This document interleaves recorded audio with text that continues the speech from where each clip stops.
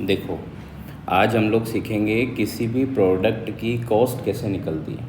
कोई भी प्रोडक्ट बनता है ना, तो उसमें दो तरह की कॉस्ट लगती है। ये मैंने आपको पहले समझाया था। क्या क्या? डायरेक्ट कॉस्ट और इनडायरेक्ट कॉस्ट। ठीक है। और उसमें जो खर्चे होते हैं वो तीन तरीके के होते हैं: मटेरियल, लेबर एंड एक्सपेंसेस। ठीक है। तो मटेरियल डायरेक्ट भी होती है, इनडायरेक्ट भी होती है। लेबर डायरेक्ट भी होती है, इनडायरेक्ट भी होती है। और एक्सपेंसेस डायरेक्ट भी होते हैं और इनडायरेक्ट भी होते हैं। ठीक है। तो इन सब को मिला के हम एक प्रोडक्ट की कॉस्ट निकालते हैं हमारी, और उसमें प्रॉफिट जोड़ के हम लोग बेच देते हैं। तो आज हम लोग यहाँ पे दो तरीके के स्टेटमेंट पढ़ेंगे। एक तो बेसिक स्टेटमेंट, ठीक है, जिसमें नॉर्मल तरीके से गुड्स की कॉस्ट कैसे निकलती है। और एक स्टेटमेंट वो पढ़ेंगे जिसमें स्टॉक का एडजस्टमेंट भी होता है। क्लियर? तो अभी हम बिना स्टॉक के एडजस्टमेंट वाला स्टेटमेंट पढ़ेंगे। ठीक है। वैसे तो प्रोडक्ट की कॉस्ट निकालने के लिए ना, कभी भी हम कॉस्ट डिटरमाइन करते हैं ना, तो उसके तीन तरीके होते हैं। एक मिनट,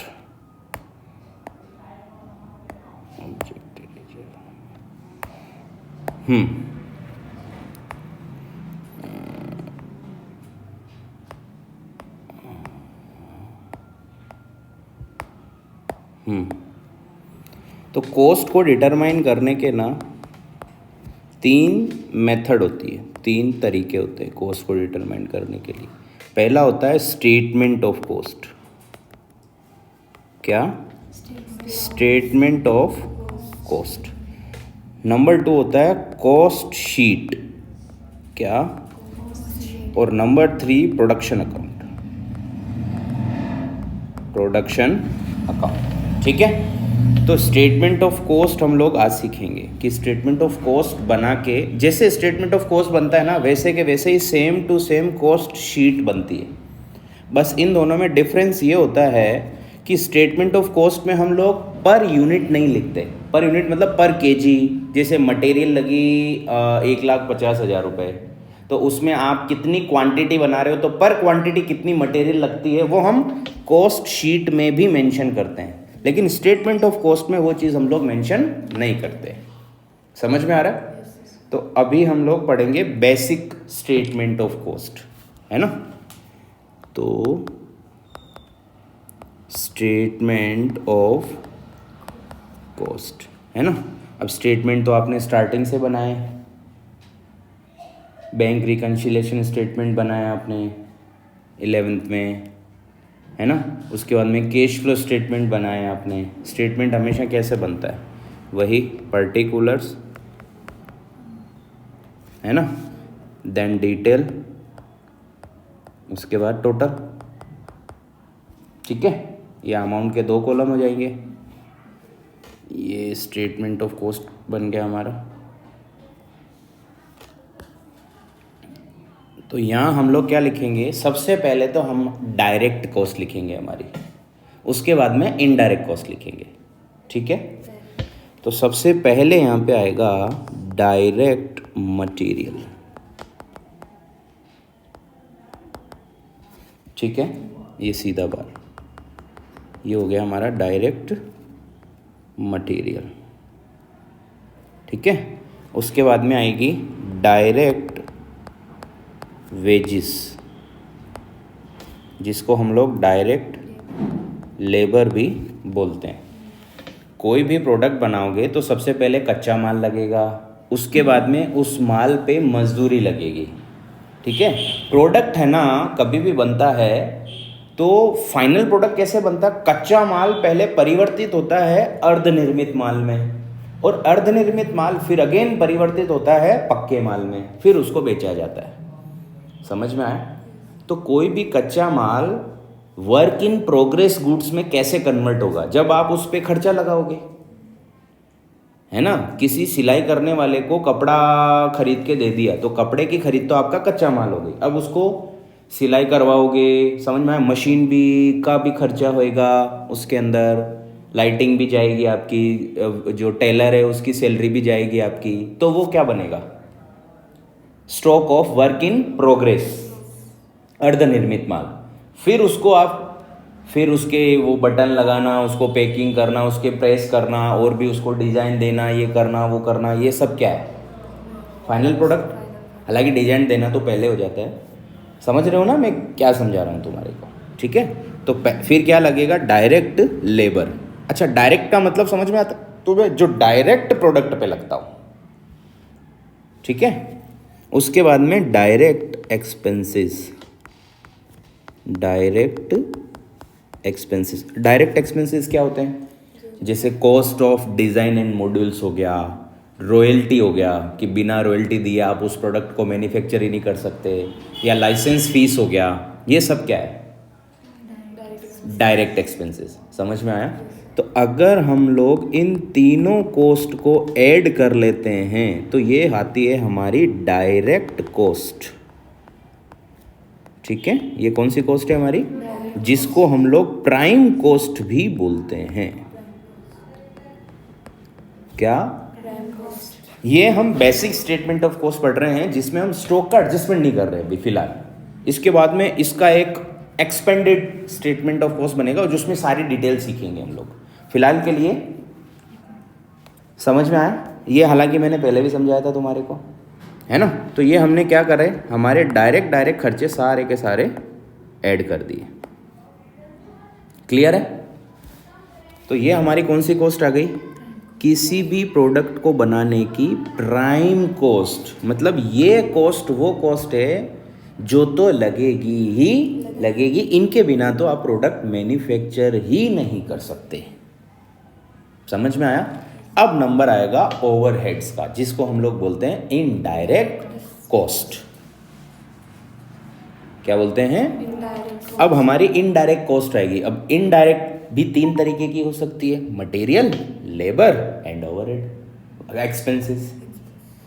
समझ में आया? तो हमारी इनडायरेक्ट मटेरियल है, इनडायरेक्ट लेबर है, या इनडायरेक्ट एक्सपेंसेस हैं, ये इसको हम लोग कॉस्ट में क्या बोलते हैं? ओवरहेड। और जनरली ओवरहेड को कितने पार्ट्स में डिवाइड करते हैं? मैंने पहले भी समझाया था तुम्हारे को। कितने पार्ट्स में? 3 पार्ट्स में, फैक्ट्री, ऑफिस एंड सेलिंग। ठीक है, जो ओवरहेड्स होते हैं ना, उसको हम लोग ओवरहेड्स बोले तो इनडायरेक्ट कॉस्ट, उसको हम लोग मेनली कितने पार्ट में डिवाइड करते हैं? 3 पार्ट में। एक तो फैक्ट्री ओवरहेड, एक ऑफिस ओवरहेड, और एक सेलिंग एंड डिस्ट्रीब्यूशन ओवरहेड। ठीक है, तो पहले हम कौन से खर्चे लिखेंगे? हमारे यहाँ पे लिखेंगे ऐड ऑफिस फैक्ट्री ओवरहेड। कौन से खर्चे? फैक्ट्री ओवरहेड, जिसको हम लोग वर्क्स ओवरहेड भी बोलते हैं। क्या बोलते हैं? और या प्रोडक्शन ओवरहेड भी बोलते हैं। तीनों में से, चारों में से कुछ भी आपको क्वेश्चन में मेंशन किया हुआ आ सकता है। इसको चाहे आप फैक्ट्री ओवरहेड बोले, चाहे वर्क ओवरहेड बोले, चाहे प्रोडक्शन ओवरहेड बोले, तीनों बातें सेम हैं। अब यहाँ पे कौन से खर्चे लिखेंगे? फैक्ट्री से रिलेटेड सारे खर्चे लिखेंगे। यहाँ पे फैक्ट्री से रिलेटेड सारे एक्सपेंसेस लिखेंगे हम लोग। क्लियर? तो फैक्ट्री से रिलेटेड क्या एक्सपेंसेस होते हैं? फैक्ट्री की लाइट है, पावर है, फ्यूल है, ठीक है, और फॉरमैन की सैलरी है ना। अच्छा, एक ड्राइंग ऑफिस एक्सपेंसेस, जिसको हम लोग बोलते हैं नक्शा कार्यालय व्यय, जिसका नक्शा जो होता तो खर्चा ऑफिस में, लेकिन उसका नक्शा किस में बन जाता है? फैक्ट्री में बन जाता है, खर्चा वहीं हो जाता है। समझ में आया? इम्प्लीमेंट तो वो किस में होएगा? ऑफिस में, लेकिन उसका जो हम बोलते हैं ना खाका तैयार हो जाता है, वो कहाँ पे हो जाता है? फैक्ट्री में हो जाता है। तो उसको भी फैक्ट्री ओवरहेड ही हम लोग मानते हैं।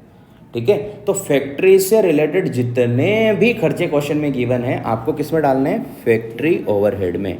सुपरविजन चार्जेस हो गया, फोरमैन की सैलरी हो गई, इनडायरेक्ट मटेरियल हो गई, इनडायरेक्ट लेबर हो गई, इनडायरेक्ट एक्सपेंसेस हो गए। समझ में? हाँ, डेप्रिसिएशन ऑफ मशीनरी हो गया, या डेप्रिसिएशन ऑफ फैक्ट्री फर्नीचर हो गया, फैक्ट्री का रेंट हो गया, फैक्ट्री की इलेक्ट्रिसिटी हो गई, फैक्ट्री का पावर हो गया, फ्यूल हो गया, ये सब कहाँ आते हैं?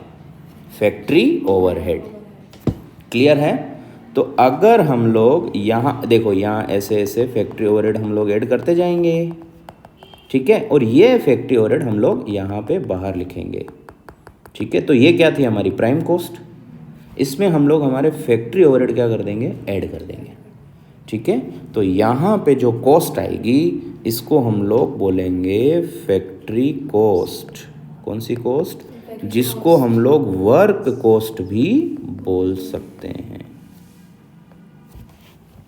क्लियर है।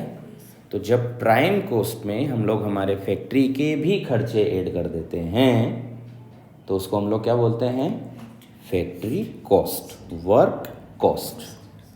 समझ में आया।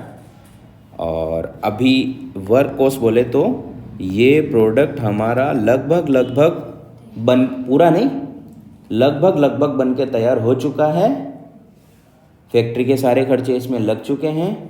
अब हमें और ऑफिस के और सेलिंग एंड डिस्ट्रीब्यूशन के खर्चे लगाने बाकी हैं, तो हमें पता पड़ जाएगा हमारे घर में ये प्रोडक्ट कितना पड़ रहा है और हमने कितना प्रॉफिट कमाना है और कितने में इसको बेचना है। क्लियर है। अब आपके कौन से खर्चे ऐड होंगे, ऑफिस के भी खर्चे ऐड होंगे। तो यहाँ पे हम लोग लिखेंगे ऐड ऑफिस ओवरहेड। ठीक है, ऑफिस ओवरहेड को हम लोग एडमिनिस्ट्रेशन ओवरहेड भी बोलते हैं। कौन से, एडमिनिस्ट्रेशन ओवरहेड भी हम लोग बोलते हैं ऑफिस ओवरहेड को। ठीक है, ये हम लोग यहाँ पे ऐड कर देंगे ऐसे, जैसे फैक्ट्री वाले ऐड करें वैसे ऑफिस वाले ऐड कर देंगे। जैसे ऑफिस ओवरहेड क्या क्या हो सकते हैं, सुपरवाइजर तो फैक्ट्री में होता है, डायरेक्टर, ठीक है, accounts department, audit department, office का फर्नीचर पे डेप्रिसिएशन, ठीक है, ऑफिस की लाइटिंग हो गया, ऑफिस के खर्चे हो गए, स्टेशनरी हो गया, प्रिंटिंग हो गया, ठीक है, और भी जितने भी ऑफिस का रेंट हो गया, जितने भी ऑफिस से रिलेटेड खर्चे हैं, समझ में आया, वो कहाँ, ऑफिस ओवरहेड में हम लोग मेंशन करेंगे। और वैसे पढ़ोगे तो आपको समझ में आएगा, इसे जैसे जैसे इलस्ट्रेशंस और क्वेश्चंस करोगे वैसे वैसे आपको पकड़ में आता रहेगा कि कौन सा ऑफिस का है, कौन सा फैक्ट्री का है और कौन सा हमें सेलिंग एंड डिस्ट्रीब्यूशन में डालना है। तो ये एक्सपेंसेस यहाँ पे हम लोग ऐड कर देंगे। तो इसके बाद जो कॉस्ट आएगी, हमारे खर्चे धीरे धीरे क्या होते जा रहे हैं, बढ़ते जा रहे हैं, धीरे धीरे हमारे खर्चे बढ़ते जा रहे हैं। तो यहाँ जो बढ़ती हमारे कॉस्ट आई, इसको हम लोग बोलेंगे ऑफिस कॉस्ट। कौन सी, जिसको हम लोग एक नाम से भी बोलते हैं, इसका नाम होता है कॉस्ट ऑफ प्रोडक्शन। क्या, कॉस्ट ऑफ प्रोडक्शन। तो ये क्या आई हमारे, कॉस्ट ऑफ प्रोडक्शन, जिसको हम लोग ऑफिस कॉस्ट भी बोलते हैं, ऑफिस कॉस्ट। क्लियर है। अब ऑफिस के खर्चे ऐड हो गए, अब किसका number, selling and distribution expenses. Selling and distribution expenses बोले तो जो माल को बेचने में या डिस्ट्रीब्यूट करने में लगते हों। माल को बेचने में क्या क्या खर्चा होता है, कोई एजेंट है उसको सैलरी देना, कोई सेल्समैन है उसको सैलरी देना, आपका शोरूम आपने मार्केट में ले रखा है तो उसका रेंट है, उसकी लाइटिंग है, ठीक है, वहाँ के शोरूम में जो असेट्स है फर्नीचर वगैरह उसका डेप्रिसिएशन है, या आप एडवर्टीजमेंट कर रहे हो, या आपने किसी को हायर किया है अपना माल बेचने के लिए उसको सैलरी दे रहे हो, या आपने कोई ब्रांड एम्बेसडर हायर कर रखा है, या टीवी में आप एडवर्टीजमेंट दे रहे हो, न्यूज़पेपर्स में दे रहे हो, आप होल्डिंग एंड बोर्ड्स बड़े बड़े वीवो, ओप्पो, सैमसंग, ये बड़े बड़े लाइट वाले बोर्ड्स लगाए हुए रहते हैं, वो खर्चे होते हैं आपके। समझ में आया। आपका शोरूम है तो वहाँ शोरूम के बाहर आप खूब सारी डिस्प्ले करते हो अपनी, ये सब बेचने के लिए खर्चे होते हैं। ठीक है, ये तो हुआ बेचने के। अब बात करते हैं डिलीवरी के, तो कोरियर चार्जेस हो गया, आपको गुड्स वहाँ पहुँचाना है तो ट्रांसपोर्टेशन हो गया आपका, बेचने वाला, खरीदने वाला नहीं, जिसको हम लोग कैरिज आउटवर्ड भी बोलते हैं। समझ में आया। तो डिलीवरी वैन एक्सपेंसेस हो गया, मतलब डिलीवर करने के जितने भी खर्चे होते हैं, माल को डिस्ट्रीब्यूट करने के जितने भी, मार्केटिंग एक्सपेंसेस हो गए आपके, आप मार्केट में रिसर्च करते हो पहले, है ना, वो तो सेलिंग एक्सपेंसेस होगा। खैर आप अपने बंदों को मार्केट में छोड़ते हो, जाओ पता करके आओ कौन से प्रोडक्ट की डिमांड ज़्यादा है, कहाँ से कितनी डिमांड की किस किस प्रोडक्ट की ज़्यादा निकल रही है, क्या हम किसी प्रोडक्ट को जिस मार्केट में डिमांड ज़्यादा है वहाँ महंगा कर सकते हैं, क्या हम किस प्रोडक्ट को जिस मार्केट में डिमांड कम है उसको सस्ता कर सकते हैं। वो प्राइस डिस्ट्रीब्यूशन भी आपको देखना पड़ता है। समझ में आया? तो ये सब, और मार्केटिंग तो पूरा पढ़ा है तुमने 12th में, चैप्टर मार्केटिंग 12th में ही था, है ना, विपणन। ठीक है, तो सेलिंग एंड डिस्ट्रीब्यूशन के जितने भी एक्सपेंसेस होते हैं वो यहाँ पे हम लोग ऐड करेंगे। तो add selling and distribution expenses, selling and distribution overhead भी बोलते हैं इसको, ओवरहेड। ठीक है, तो सेलिंग एंड डिस्ट्रीब्यूशन ओवरहेड जो अभी अभी मैंने बताए वो आप ऐड कर लो यहाँ पे। ठीक है, तो यहाँ जो अब कॉस्ट निकल के आएगी, अब ये हमारी फाइनल कॉस्ट आई है प्रोडक्ट की, अब ये हमारी प्रोडक्ट की फाइनल कॉस्ट आई है। इसके बाद आपका कोई भी खर्चा नहीं लगेगा। उसको बंद कर दे गेट को, और अब उसको बोलना बजाना मत। ठीक है, हाँ, तो ये प्रोडक्ट की आई है टोटल कॉस्ट। ठीक है, इसको हम क्या बोलते हैं, और ये तो आप शुरू से पढ़ते आ रहे हो। आपकी कॉस्ट में अगर आप अपना क्या जोड़ देते हो, प्रॉफिट। बेटा अगर आप अपनी कॉस्ट में अपना प्रॉफिट ऐड कर दोगे तो ये क्या आएगा, आपकी सेल्स। समझ में आया? तो आपको जितना यहाँ पे प्रॉफिट चाहिए, परसेंटेज, या आपका टारगेट है हमें 1 लाख प्रॉफिट कमाना है, 2 लाख कमाना है, वो आप यहाँ पे अपना ऐड कर दो। ठीक है, यहाँ आप अपना प्रॉफिट जोड़ लो, जो भी जोड़ना है आपको। ठीक है, तो ये आएगी आपकी सेल्स। ठीक है, ये आपकी सेल्स आ गई। ये मान लो आई 6 लाख रुपए। कितनी आई? मतलब आपको मोटा मोटी 6 लाख रुपए में वो माल बेचना है। अब 6 लाख में मान लो आपका माल बना 50,000 किलो। जैसे आप गुलकंद बना रहे हो, गुलकंद पूरा बनाने में 6 लाख रुपए खर्चा हो गया। अब आप उसको वेट कर लो कि कितना किलो बना, कि 50,000 किलो बन गया आपके कितने रुपए में, 6 लाख रुपए में, या 5,000 किलो बन गया। 50,000 किलो तो ज़्यादा हो जाएगा, 6 लाख, 5,000 किलो आपका 6 लाख रुपए में बन गया। तो 1 किलो घर में कितने का पड़ रहा है, 30 रुपये का। समझ में आया? अब आप तो 30 रुपये में, जिसमें आपका प्रॉफिट भी इंक्लूड है। अगर आप 30 रुपये में भी बेचते हो ना पर केजी, इसमें आपका प्रॉफिट जोड़ा है ना आपने अपना, तभी तो 6 लाख आए थे। समझ में आया? ठीक है, तो 5,000 किलो अगर आप 6 लाख रुपए में बेचते हो, 30 रुपये पर किलो अगर आप बेचोगे। समझ में आया? ये क्या था, स्टेटमेंट ऑफ कॉस्ट। क्लियर? हाँ, समझ में आ रहा है? तो वापस देखो, पढ़ लो। सबसे पहले हम लोग क्या लिखते हैं, कच्चा माल।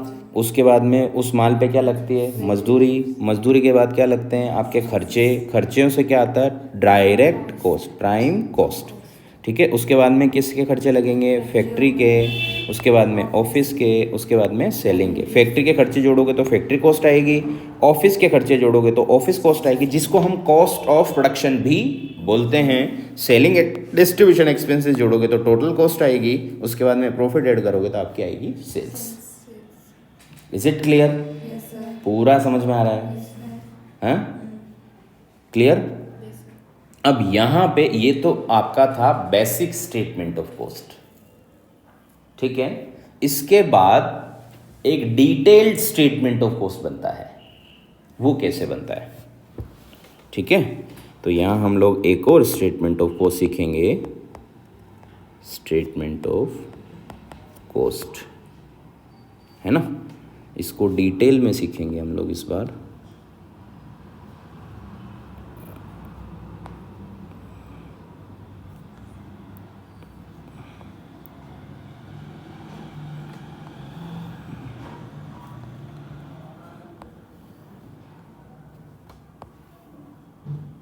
ठीक है, सबसे पहले क्या लिखेंगे हम लोग, हमारी जो मटेरियल। अच्छा, ये मटेरियल कौन सी है?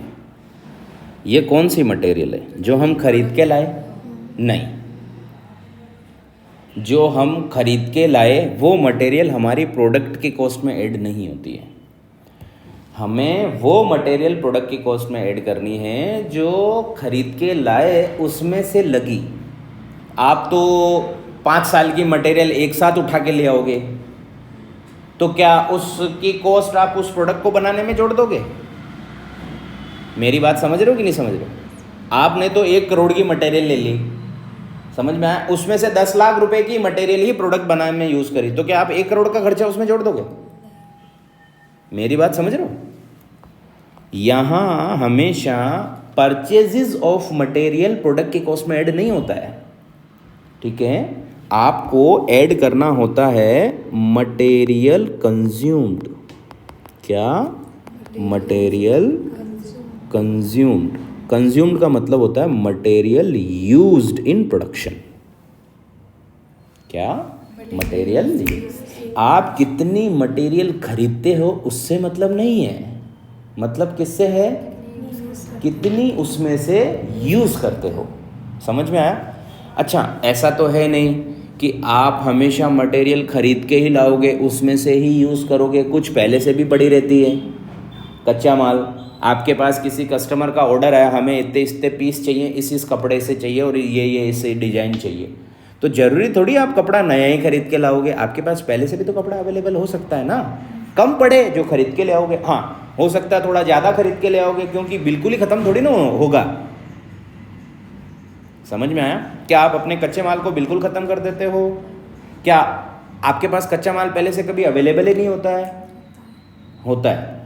तो यहाँ पे स्टॉक, जो आपका स्टॉक रहता है रॉ मटेरियल का, चाहे वर्क इन प्रोग्रेस का और फिनिश्ड गुड्स का, इनका ओपनिंग और क्लोजिंग दोनों स्टॉक आपके पास हमेशा अवेलेबल रहते हैं। समझ में आया? साल के शुरुआत में क्या आपके पास कच्चा माल पड़ा हुआ नहीं हो सकता है? बिल्कुल होगा। क्या आपके पास आधा बना हुआ माल नहीं होता है? बिल्कुल होगा। और क्या आपके पास पक्का माल बना हुआ नहीं होगा? ये तो बिल्कुल होगा। समझ में आया? तो जो स्टॉक्स होते हैं आपके 3 तरीके के, मटेरियल का स्टॉक, लेबर का स्टॉक और क्या मटेरियल, क्या ये सॉरी गलत हो गया। ये तो स्टॉक होते हैं, एक तो कच्चे माल का स्टॉक, मटेरियल का स्टॉक, एक वर्क इन प्रोग्रेस जो अर्धनिर्मित माल होता है उसका स्टॉक, और एक फिनिश्ड गुड्स, ठीक है, पूरा बने हुए माल का स्टॉक। 3 तरह के स्टॉक होते हैं और ये आपके अलग अलग होते हैं, ओपनिंग, क्लोजिंग, ओपनिंग, क्लोजिंग और ओपनिंग और क्लोजिंग। समझ में आया? तो रॉ मटेरियल कंज्यूम्ड हमें लिखनी होती है बजाय परचेजेज ऑफ रॉ मटेरियल के। तो वो कैसे आएगी?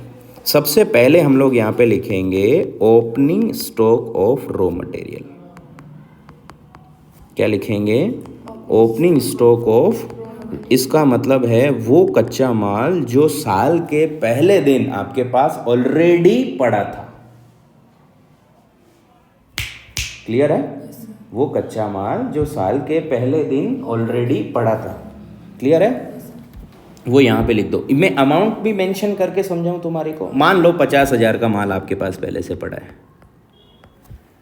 50,000 रुपये का कच्चा माल आपके पास पहले से पड़ा है, ठीक है। अब इस 50,000 के कच्चे माल से तो आपका साल भर काम चलने वाला नहीं। आपको कच्चा माल भी निरंतर खरीदते रहना पड़ता है ना। मान लो आपके टोमेटो सॉस की फैक्ट्री है, तो टमाटर आपको खरीदते रहना पड़ेगा। जब सस्ते आए तब खरीदे और उसको कोल्ड स्टोरेज में रख दिया। समझ में आया? वैसे तो टमाटर कभी कभी 150-200 रुपये किलो भी हो जाते हैं, तब आप नहीं खरीदोगे, तो तब आप प्रोडक्शन बंद करोगे। उसका पहले से खरीद कर रखना पड़ेगा और उसको स्टोर करने का भी आपके पास फैसिलिटी होनी चाहिए, ठीक है। तो अब आप रेगुलर बेसिस पे कच्चा माल खरीदते जाते हो जब जब आपको लगता है, ठीक है। तो इसको हम लोग क्या बोलते हैं? परचेजेज ऑफ रॉ मटेरियल, ठीक है। ये मान लो आपने 3 लाख की मटेरियल और ख़रीद ली, मैं मन से अमाउंट लिख रहा हूँ, क्लियर है, समझ में आ रहा है। अब यहाँ पे जब आप कच्चा माल खरीदते हो, अच्छा आप शुरू से एक चीज़ पढ़ते आ रहे हो कि अगर आप कोई भी चीज़ खरीदते हो, जैसे असेट खरीद रहे हो या माल खरीद रहे हो, खरीदते टाइम जो भी आपका खर्चा वगैरह लगता है ना, उससे उस चीज़ की प्राइस बढ़ जाती है। समझ में आया कि जैसे आपने 3 लाख का माल खरीदा, मान लो दिल्ली से अजमेर माल लेके आए, तो ऐसा तो है नहीं चुटकी बजाय दिल्ली से माल गायब अजमेर प्रकट हो जाएगा, कुछ तो लगेगा, तो उस माल की प्राइस तो आपके लिए बढ़ेगी ना, है ना। तो उसको हम लोग बोल सकते हैं कैरेज इनवर्ड। क्या बोल सकते हैं? तो ये आपका खर्चा लगा कैरेज इनवर्ड, ठीक है। ये लग गया मान लो 50,000 रुपये भाड़ा लग गया आपका माल मंगाने का। तो आपके पास टोटल कितने का माल हो गया? 4 लाख का माल हो गया। 50,000 का पहले से पड़ा था और 3,50,000 रुपये का आपने और ख़रीद लिया। इतनी बात समझ में आई? ठीक है।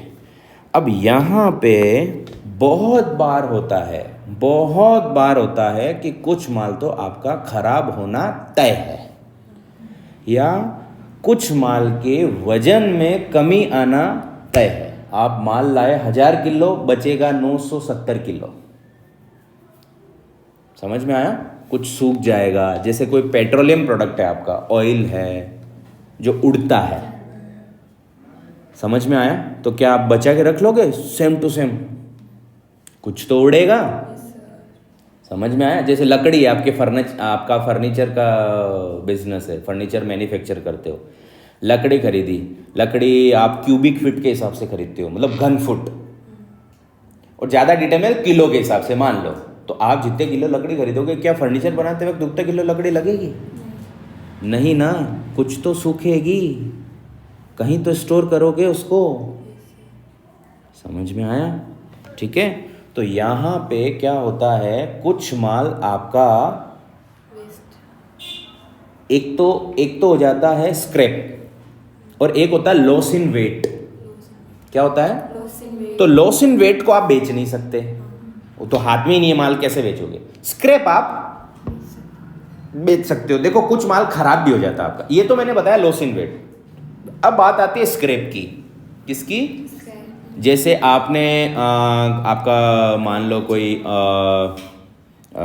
केमिकल मिलाने का बिजनेस है, आपकी कोई क्रीम की फैक्ट्री है, ब्यूटी क्रीम हो गया, है ना, बॉडी लोशन हो गया, ठीक है। तो उसमें कुछ चीज़ें आपको मिलानी पड़ती है, ऐसे कुछ केमिकल्स मिलाने पड़ते हैं या ऐसी कुछ चीज़ें मिलानी पड़ती है उसके अंदर, ताकि वो लंबे टाइम तक टिके, ठीक है। अब आपने कोई चीज़ खरीदी और आपका ऐसा एक टाइमिंग होता है कि इस खरीदने के इतने दिन के अंदर अंदर मिला दिया तो खराब नहीं होगा, नहीं तो खराब हो जाएगा। समझ में आया? और आपसे वो चीज़ क्या हो गई? खराब हो गई, मतलब ऐसा कच्चा माल खराब हो गया जिसको आप यूज़ नहीं कर सकते। अब जैसे बाबा रामदेव की फैक्ट्री है आंवला जूस की, पतंजलि आंवला जूस बेचते हैं बाबा रामदेव, उन्होंने आंवला खरीदे, अब कुछ आंवला खराब हो गए, तो उसको प्रोडक्शन में यूज़ करेंगे क्या? वो नहीं करेंगे। समझ में आया? तो उनको क्या करेंगे? वापस कहीं ना कहीं बेचेंगे। ऐसा तो है नहीं उसको फेंक ही देंगे, वो कुछ तो लेना चाहेंगे ना, उसको हम लोग बोलते हैं सेल ऑफ स्क्रैप। क्या बोलते हैं? Sale of scrap. समझ में आया? जो भी स्क्रैप हुई उसको क्या कर दो? बेच दो। समझ में आया? तो जो आंवला खराब हो गए उसको आपने बेचा और उससे आपको 5-7-10 हज़ार रुपये वापस मिल गए, तो 4 लाख के माल में से 10,000 तो वापस मिल गए आपको। तो आपकी जो बचे हुए माल की खरीदी प्राइस है वो कितनी बचेगी? 390। समझ में आया? तो यहाँ से वो आप क्या कर दो? लेस कर दो। 10,000 रुपये मान लो आपका माल कुछ कच्चा माल खराब हो गया। Sale of scrap of raw material की बात कर रहा हूँ मैं, सेल ऑफ स्क्रैप ऑफ। हालांकि आधा बना हुआ माल भी खराब हो जाता है, जिसको हम बाद में डिस्कस करेंगे, वो फैक्ट्री के टाइम पे डिस्कस करेंगे। क्लियर है? उसके बाद में अगेन, अब आपके पास कितने रुपए का माल बचा? 390। अब 390 में से कितने में से 60,000 का माल साल के एंड में अभी भी पड़ा है आपके पास, जिसको हम लोग बोलते हैं closing stock of raw material. क्या बोलते हैं? Closing stock of raw material, ये 60,000 का माल अभी भी आपके पास अवेलेबल है। तो 3,90,000 में से 60,000 रुपये का माल आपके पास अभी भी पड़ा है, तो बाकी कितना माल 3,20,000 रुपये का माल कहाँ गया? प्रोडक्ट बनाने में यूज हो गया। समझ में आया? तो 3,20,000 रुपये का माल कहाँ गया होगा? आपने अपने स्टोर डिपार्टमेंट से फैक्ट्री में भेज दिया होगा 3,20,000 रुपये का गुड्स। मेरी बात समझ में आ रही है? हमारे पास कितने का माल पड़ा था पहले से? 50,000 का, फिर 3 का और लाए, भाड़ा लग गया 50,000, 4 लाख में से 10,000 का खराब हो गया जिसको बेच दिया। खराब तो ज़्यादा का हुआ होगा, बेचा उसको 10,000 में, तो हमने हमारी जेब से 4 लाख का खर्चा हो तो 10,000 वापस मिल गए हमें। तो हमारी कॉस्ट कितनी आई?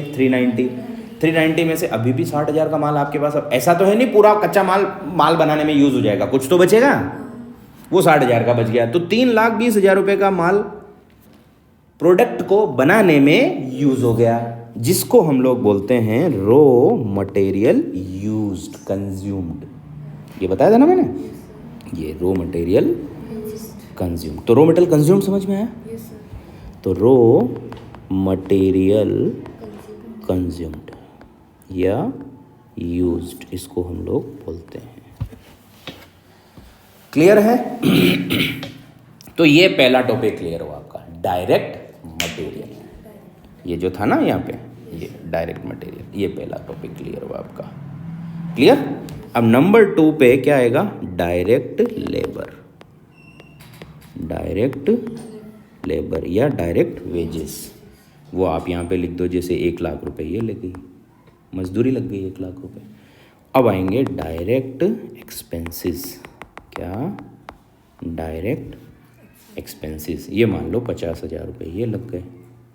क्लियर है? तो ये हो गया 4,70,000 रुपये टोटल डायरेक्ट कॉस्ट आ गई आपकी। क्लियर है? डायरेक्ट लेबर क्वेश्चन में गिवन रहेगा आपको।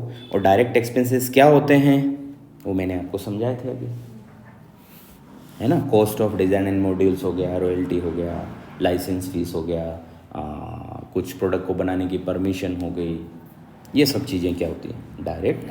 तो ये कौन सी कॉस्ट आई? डायरेक्ट कॉस्ट, जिसको हम लोग और भी क्या बोलते हैं? Prime cost. ठीक है? तो इसको हम लोग बोलेंगे या तो डायरेक्ट कॉस्ट या प्राइम कॉस्ट। ठीक है? इसके बाद में किसका नंबर आएगा? Add factory overhead. अब फैक्ट्री के खर्चे हम लोग लिखेंगे। ठीक है?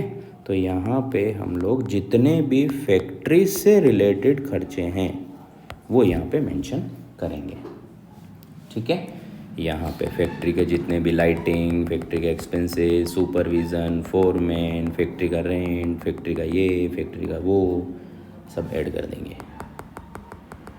क्लियर है? ठीक है? अब ये इसको तो चलो अपने को अमाउंट में लिखना है ना, तो क्या माने, कितने खर्चे मान लें? 80,000 रुपये मान लें, है ना?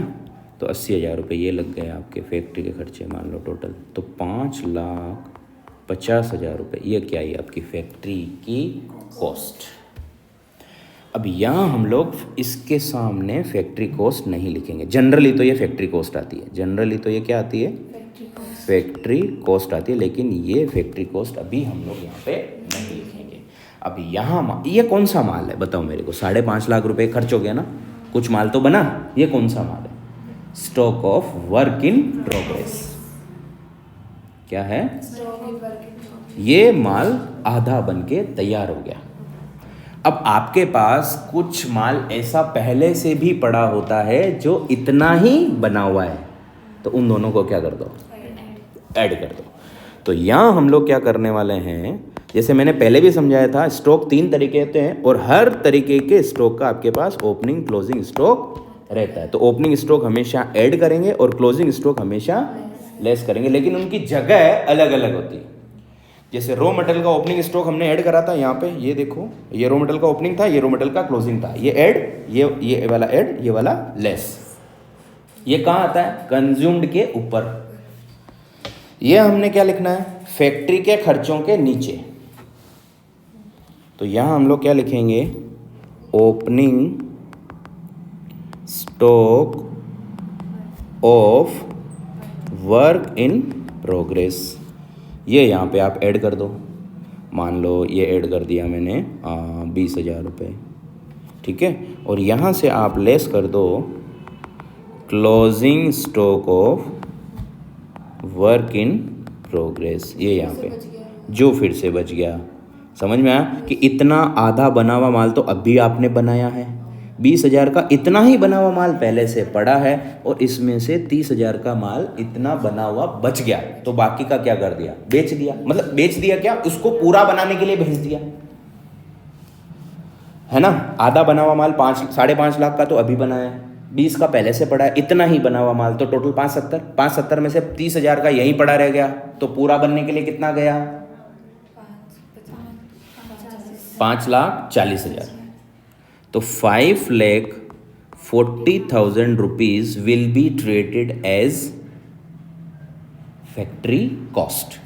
तो ये वाली हमारी क्या आएगी, फैक्ट्री कॉस्ट। लेकिन अभी भी ये फैक्ट्री कॉस्ट नहीं आएगी। अब यहाँ एक ट्रीटमेंट और होगा। अब मैंने आपको पहले भी समझाया था, आपके जो माल खराब होते हैं ना, वो दो तरीके के होते हैं। या तो कच्चा माल ही खराब हो जाता है जो हम ऊपर से लेस कर चुके हैं, खराब होता है जो लेस नहीं होता। खराब जो माल खराब होता है उसको बेच देते हैं, वो लेस होता है। उससे आपकी प्रोडक्ट की कॉस्ट क्या होती है, कम हो जाती है। तो कुछ माल यहाँ खराब हो गया था, हमारा कच्चा ही माल खराब हो गया था जिसको हमने 10,000 में बेचा, तो वहाँ से लेस हो गया। अब जरूर थोड़े कच्चा माल खराब हो, वो बनने के आधा बनने के बाद भी तो खराब हो सकता है, पूरा बनने के बाद तो क्या ही खराब होगा, उसको तो फिर तो हम बेचेंगे, है ना। वो भी खराब हो जाए तो अलग बात है। बाकी जनरली प्रोडक्शन के दौरान, कच्चे माल को स्टोरेज के दौरान और प्रोडक्शन के दौरान आपका कुछ माल खराब हो सकता है, बोलते हैं ना डिफेक्टिव हो गया, तो फिर उसको सस्ते में बेचना पड़ता है ना, चोर बाजार में। सर एक चीज जैसे ना 10,000 तो वापस आया, तो मान लो 20,000 का खराब हुआ, तो हमारे तो जेब से 390 लग गए ना, तो हम तो प्रोडक्ट की कॉस्ट में 390 जोड़ेंगे, वो तुम जोड़ रहे हैं। भले हम माल कम यूज कर रहे हैं, हमारी जेब से तो 390 पूरा हो गया, तो हम तो 390 यूज करेंगे ना। अब इसमें 60,000 का बच गया, तो 320 रॉ मटेरियल कंज्यूम्ड हो गई हमारी। क्लियर है। अब आपका यहाँ पे कुछ आधा बना हुआ माल भी खराब हो गया, जिसको भी आपने सस्ते में बेच दिया, उसको क्या बोलेंगे, सेल ऑफ स्क्रैप। क्या बोलेंगे, ऑफ वर्क इन प्रोग्रेस। अब देखो क्वेश्चन में क्या है, खाली आपको सेल ऑफ स्क्रैप दिया है, न ये कहा कि ये कच्चे माल की सेल ऑफ स्क्रैप है, और न ये कहा कि ये आधे बने हुए माल की सेल ऑफ स्क्रैप है, तो उसको आधे बने हुए माल की सेल ऑफ स्क्रैप मानना है आपको।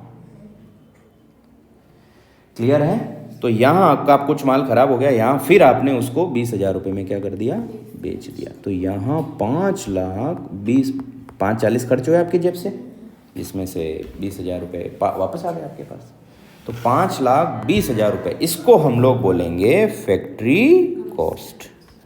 तो जनरली फैक्ट्री कॉस्ट तो फैक्ट्री के खर्चे ऐड करने के बाद ही आ जाती है, लेकिन यहाँ इस कंडीशन में आपके फैक्ट्री कॉस्ट फैक्ट्री के खर्चे ऐड करने के बाद नहीं आएगी, कुछ एक दो ट्रीटमेंट और भी होंगे। कौन से ट्रीटमेंट, एक तो WIP के स्टॉक का एडजस्टमेंट, और एक सेल ऑफ स्क्रैप का एडजस्टमेंट हो तो वो एडजस्टमेंट। अब यहाँ ध्यान रहे, बहुत बार ये जो ओपनिंग क्लोजिंग स्टॉक है ना, ये आपको कह देते हैं यहाँ पे करो, मतलब फैक्ट्री के खर्चों के पहले करो, तो पहले कर दो, वो क्वेश्चन में गिवन रहता है। समझ में आया कि stock opening and closing stock of WIP will be calculated on the basis of prime cost. समझ में आया, तो आप वहां कैलकुलेट कर लो, मतलब ये एडलेस यहाँ नीचे नहीं करना, ऊपर करना, दैट्स इट, खत्म।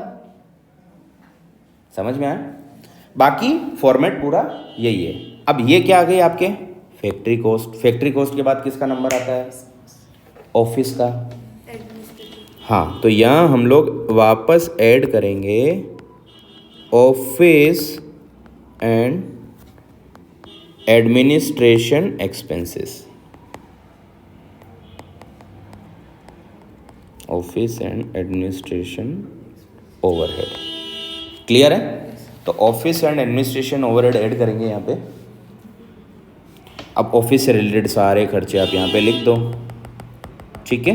तो जितने भी ऑफिस से रिलेटेड एक्सपेंसेस है ये आपने लिख दिए। अभी मैंने समझाए थे आपको ऑफिस से रिलेटेड एक्सपेंसेस इसके पहले वाले पार्ट में, ठीक है। तो ये सारे हमने ऐड कर दिए यहाँ पे। ये फिर से मान लो हो गए 80,000 रुपीज़ के, ठीक है। तो ये आ गई आपकी 6 लाख रुपए। क्या आ गया? ये क्या है आपके ऑफिस कॉस्ट, जिसको हम लोग क्या बोलते हैं? Cost of production. क्या? तो ये आई आपके कॉस्ट ऑफ प्रोडक्शन। क्लियर है? ये अब आपका माल बनके तैयार, ठीक है।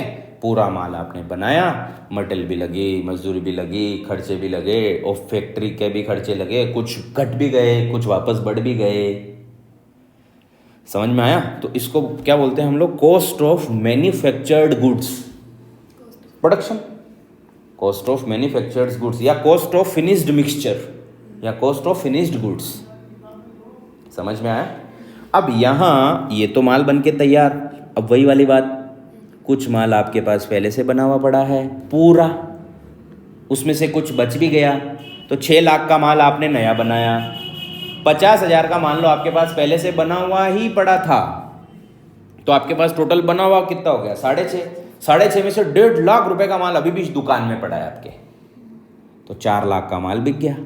अब 4 का माल 4 में तो बेचोगे नहीं, समझ रहे हो?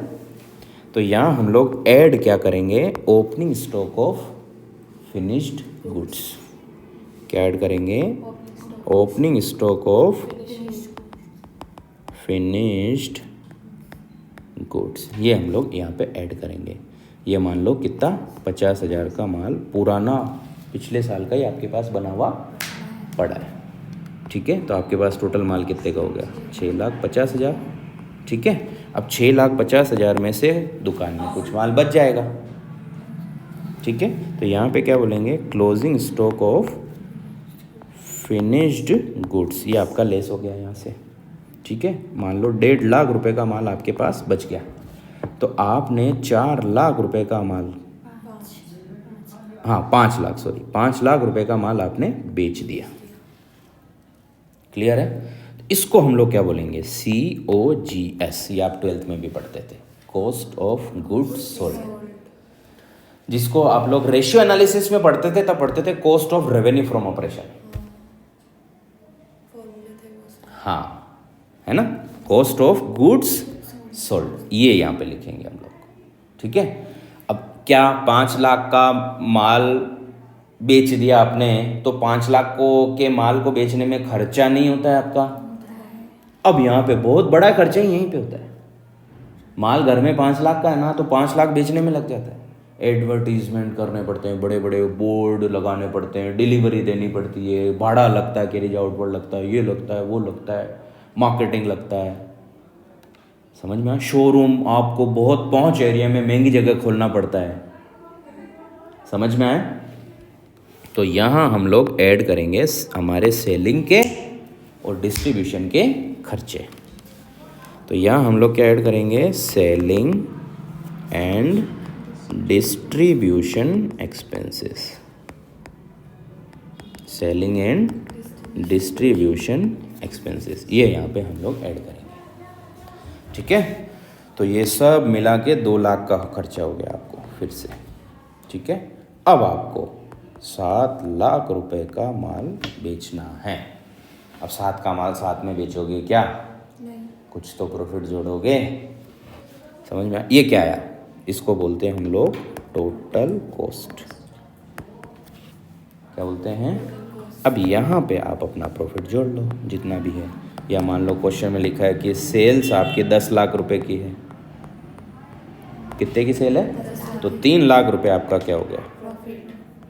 प्रॉफिट हो गया 3 लाख रुपए का, ठीक है। पूरा स्टेटमेंट ऑफ को समझ में आया? ये आपके माइंड में रहना चाहिए पूरा। जिस जगह जो चीज़ आएगी उसी जगह वही चीज़ आएगी, ऊपर नीचे नहीं होगा। ऐसे नहीं सेलिंग ऊपर ऑफिस नीचे ना। समझ में आया? तो सबसे पहले opening stock of raw material, then purchase raw material, carriage inward, less sale of scrap, less closing stock of raw material, then we will get raw material consume. After that we will add direct labor and direct expenses so that we can get our prime cost. After that we will add factory overhead in this cost. ठीक है. And if there is any kind of sale of scrap or any kind of opening or closing stock available in the question of work in progress, we will do the adjustment of that one also. Then we will get factory costs. Then we will add office and administration overhead. Then we will get cost of production. Then after the treatment of finished goods of opening and closing stock of, we will get cost of production. Then we have to add our selling and distribution expenses. ठीक है. Then we can get our total cost of the production, and we will sell this goods in this price. Then we will earn profit. हाँ, loss भी हो सकता है. 7 लाख का माल 6 में बेचा तो 1 लाख का क्या हो जाएगा, लॉस हो जाएगा. समझ में आया. तो यहाँ -1 लाख आएगा, फिर यहाँ -1 लाख आएगा, तो यहाँ 6 लाख आएगा. समझ में आया. पूरा क्लियर है. क्वेश्चन ट्राई करोगे. ठीक है.